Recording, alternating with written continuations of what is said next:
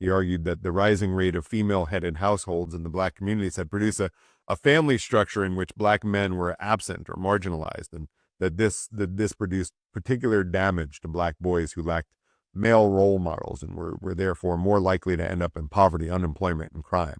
You guys have all seen this.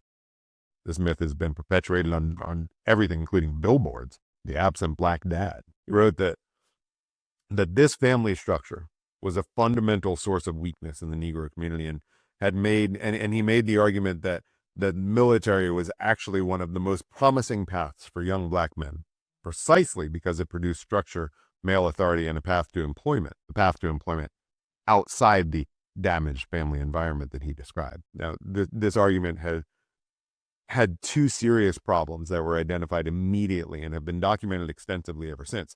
The first was empirical. The rise in female-headed black households was not, as Moynihan implied, a cultural product of something internal to black communities.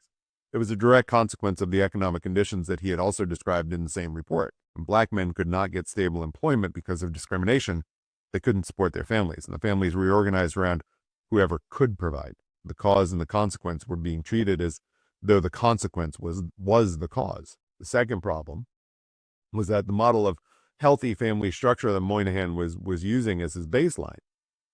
He was measuring black families against white middle class family norm that was itself a product of post-war economic boom, the GI Bill, the Federal Housing Administration lending programs that I documented in episode 8, the ones that had been systemically withheld from black veterans and black families.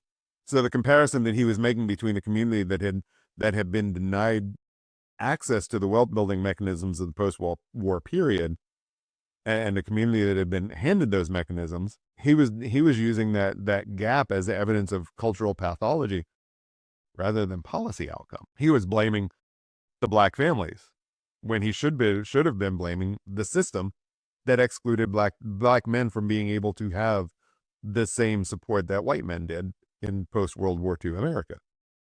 In clinical terms, what Moynihan was doing in the matriarchy section is called pathologizing an adaptive response. When a system repeatedly removes a resource from a family, the family adapts to function without that resource. You don't diagnose the adaptation as the problem.